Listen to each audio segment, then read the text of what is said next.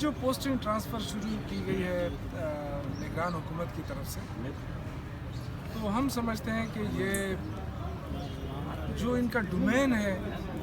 جو ان کو اختیارات ملے ہیں، وہ اس سے تجاوز کر رہی ہے۔ اس ایک ہفتے کے اندر 16 تاریخ کو کچھ پوسٹنگ ٹرانسفر ہوئی اور یہ پتہ نہیں چل سکے کہ کس نے کی ہے۔ پھر اس کے بعد 23 کو وہ ریورٹ کیا گیا، واپس کیا گیا، پھر اور پوسٹنگ ٹرانسفر شروع کر دی گئی۔ تو یہ خیبر پختونخوا ایک طرف ہم کہتے ہیں کہ جی مشکلات ہیں، مسائل ہیں، دوسری طرف بیوروکریسی کو کام ہی نہیں کرنے دیا جا رہا۔ یعنی ایک وہ جو گڈ اور بیڈ کا جو مسئلہ شروع ہوا ہے نا، وہ آپ کو یہاں کلیئرلی نظر آئے گا کہ جی یہ فلاں اچھا ہے، فلاں برا ہے، اور ایک ہی 4 5 6 ضلع جو وہ فوکس ہے۔ آپ دیکھیں بنو،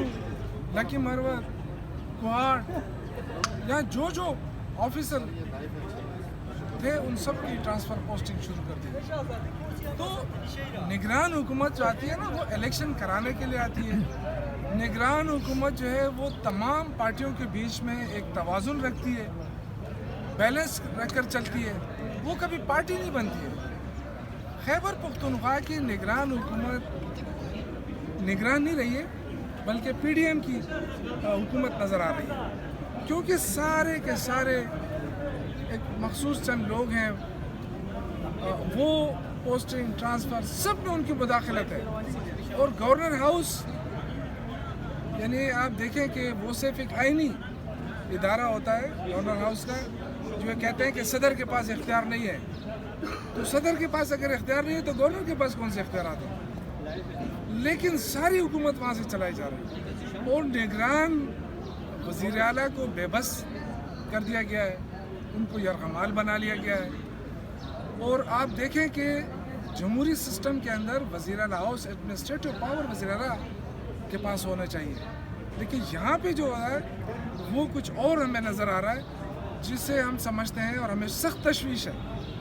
کہ یہ چیز آگے جا کے وہ جو فیئر اینڈ فری الیکشن کے جو کنسیپٹ ہے اس کو متاثر کرے۔ تو یہ جتنے بھی بیوروکریسی ہے، یہ کوئی پارٹی نہیں ہوتا ہے، میرٹ کے اوپر پوسٹنگ ٹرانسفر ہوتی ہے، وہ سوچ سمجھ کر ایک دفعہ کر دی جاتی ہے۔ لیکن یہ جو بار بار ہو رہی ہے کہ کچھ لوگوں کو کمشنر لگا دیا گیا، وہاں سے اٹھا کے پھر او ایس ڈی بنا دیا گیا، تو یہ اس میں لوگ مداخلت کر رہے ہیں، اور ہم اس مداخلت کو سمجھتے ہیں کہ یہ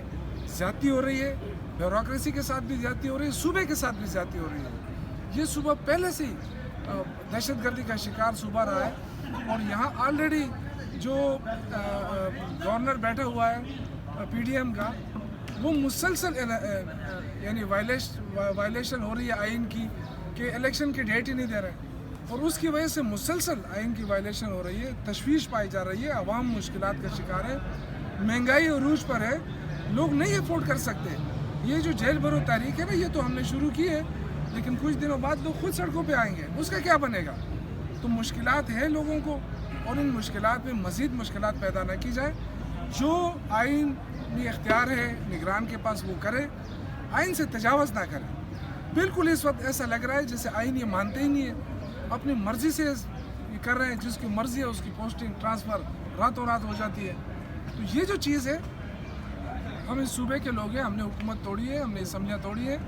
اور اس لیے توڑی تھی کہ ہم آئین کو فالو کر رہے تھے۔ ہم نے کہا کہ 90 دن میں الیکشن ہوں گے، وہ الیکشن ہی نہیں ہو رہے ہیں۔ تو یہ لوگ ابھی پتہ چلا ہے کہ یہ بالکل نہ آئین کو مانتے ہیں، نہ قانون کو مانتے ہیں، لہٰذا ہم نے عدلیہ کا دروازہ کھٹکھٹایا۔ آج اسد کیسر صاحب کی طرف سے، ہمارے سینئر ممتاز قانون دان ہیں، بیرسٹر گور صاحب سپریم کورٹ کے وکیل ہیں،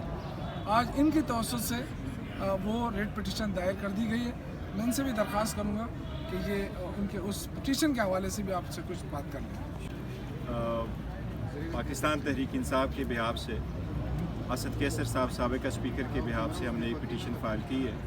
پٹیشن میں ہم نے 2-3 استدعا کی ہے۔ جب اسمبلیاں دونوں ڈیزال ہو گئی، جہاں تک کہ پی کے کا تعلق ہے کہ پی کے کی اسمبلی جب ڈیزال ہو گئی تو آئینی طور پر وہ ایک الیکشن کا شیڈول ٹریگر ہو جاتا ہے۔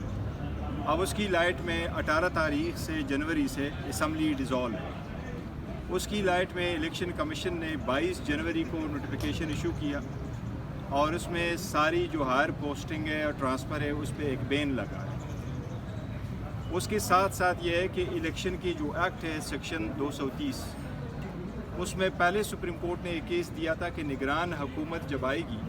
تو وہ نگران حکومت کے کام اور اس کا مینڈیٹ یہی ہوگا کہ وہ فیئر اینڈ فری الیکشن کرائے، پالیسی ڈیسیجن نہیں کریں گے، اور یہ بھی ساتھ لکھا کہ نگران حکومت جو ہوگی وہ پوسٹنگ ٹرانسفر بھی نہیں کرے گی۔ اب ہمیں جو تشویش ہوا، پٹیشنر کو جو تشویش ہے وہ یہ ہے